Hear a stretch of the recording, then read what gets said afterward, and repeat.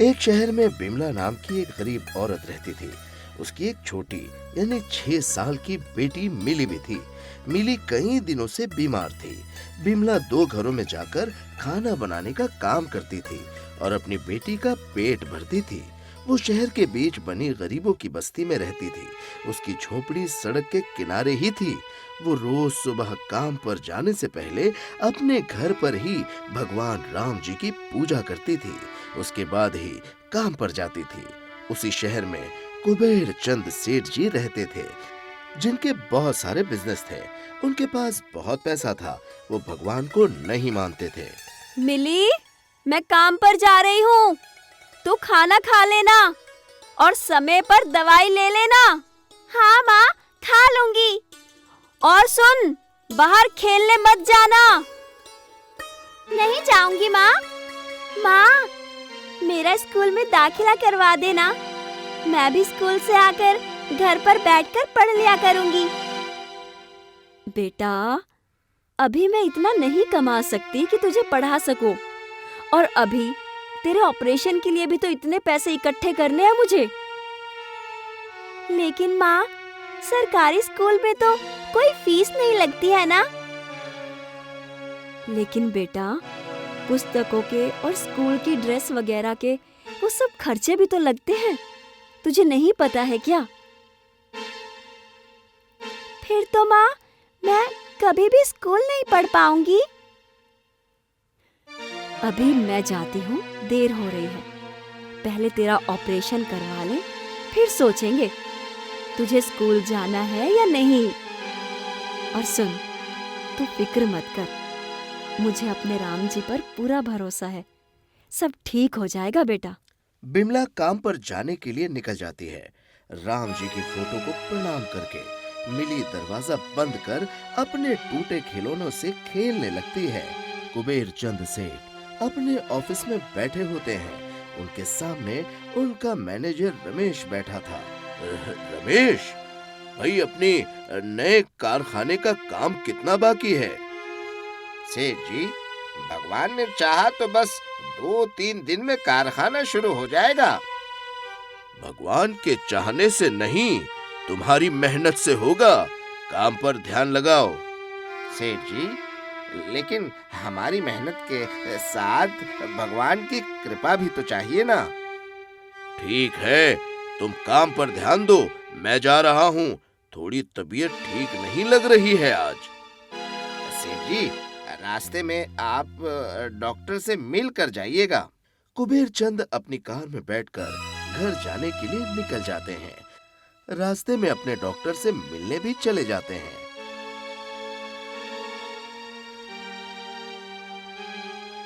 आइए कुबेर चंद जी, क्या हो गया आपको?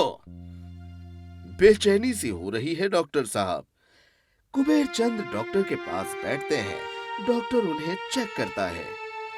सब कुछ नॉर्मल है सेठ जी, शायद काम का थोड़ा सा टेंशन ज्यादा हो गया है, ऐसा मुझे लग रहा है। हाँ, नया कारखाना शुरू कर रहा हूँ, तो थोड़ा सा टेंशन तो है। सब ठीक होगा, भगवान ने चाहा तो। आप आराम कर लीजिए। अरे भाई, भगवान के चाहने से ही होगा, आपकी दवाई से नहीं। हाँ, संसार में जो भी होता है वो भगवान की मर्जी से ही होता है। आप अपना ध्यान रखिए। ज्यादा बेचैनी लगे तो घर से बाहर ठंडी हवा में चलिएगा। ठीक है डॉक्टर, दवाई की जरूरत नहीं है। नहीं है, आराम कीजिए बस। कुबेर चंद वहां से बाहर निकलकर अपनी कार में बैठ जाते हैं। कार चलने लगती है।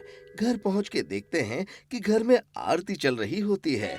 वो अपनी पत्नी शीला से कहते हैं, शीला, अपनी पूजा कर मेरे लिए चाय बना दो।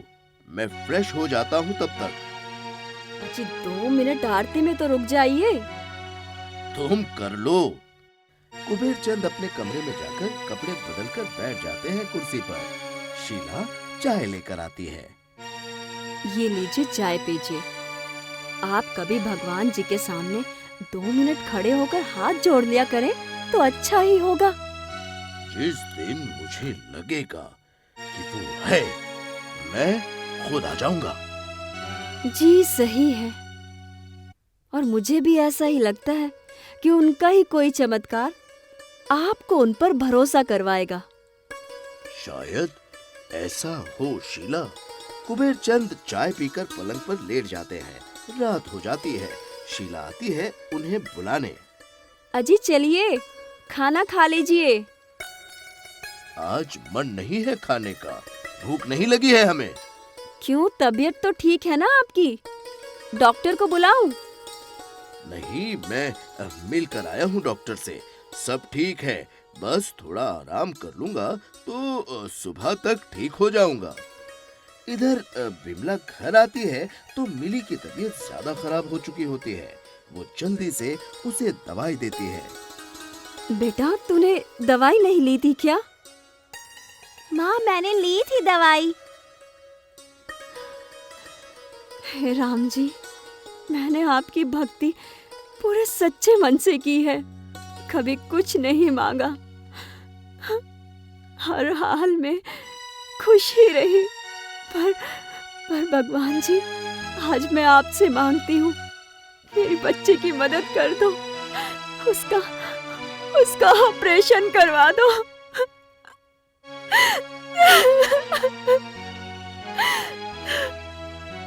तभी उसके झोपड़ी के दरवाजे पर एक आवाज आती है। बिमला देखती है, वहां एक साधु खड़े होते हैं। कुछ खाने को दे दो माई। बिमला उसे आधी रोटी देती है। क्यों दुखी है माई? राम जी को सब पता है। तो वो मदद क्यों नहीं करते साधु जी? तू रात को 3 बजे ब्रह्म मुहूर्त में जोर जोर से रोना। साधु चले जाते हैं। बिमला सोचती रहती है, ऐसा क्यों कहा साधु ने? वो खाना खाकर और मिली को खाना और दवाई देकर सो जाती है। उसे नींद नहीं आती। वो रात के 3 बजने का इंतजार करते हुए लेटी रहती है। दूसरी तरफ कुबेर चंद की बेचैनी बढ़ने लगती है। वो कमरे से फिर घर से बाहर निकलकर टहलने लगते हैं। टहलते हुए वे घर से दूर निकल जाते हैं और बिमला की झोपड़ी के पास पहुंच जाते हैं। वो चलते जा रहे होते हैं, तब उन्हें बिमला के रोने की आवाज आती है। वो सड़क पर खड़े खड़े झोपड़ी की तरफ देखते हैं, सोचते हैं जाऊं या ना जाऊं।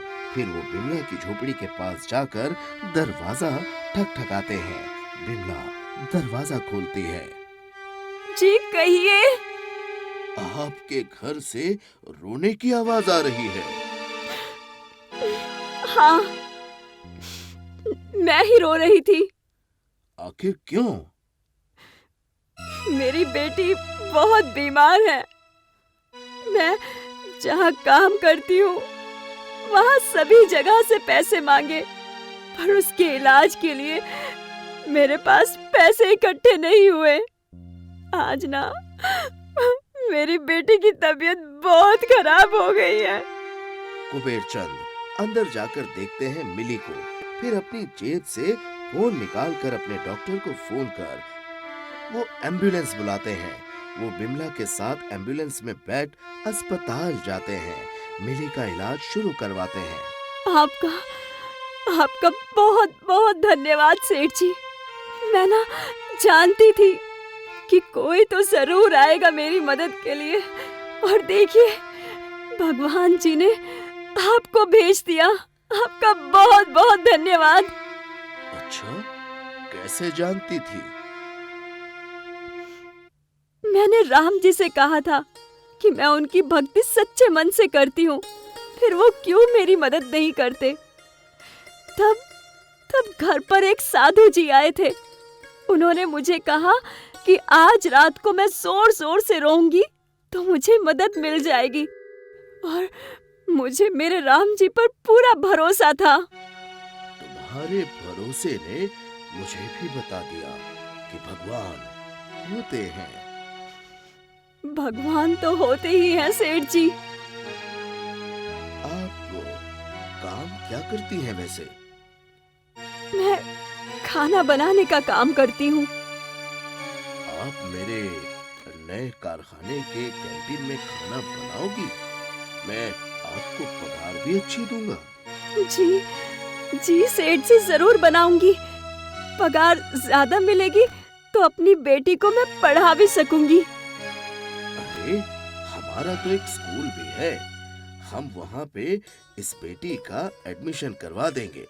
वहीं उसकी पढ़ाई भी हो जाएगी और हमारे कारखाने में सर्वेंट क्वार्टर होते हैं।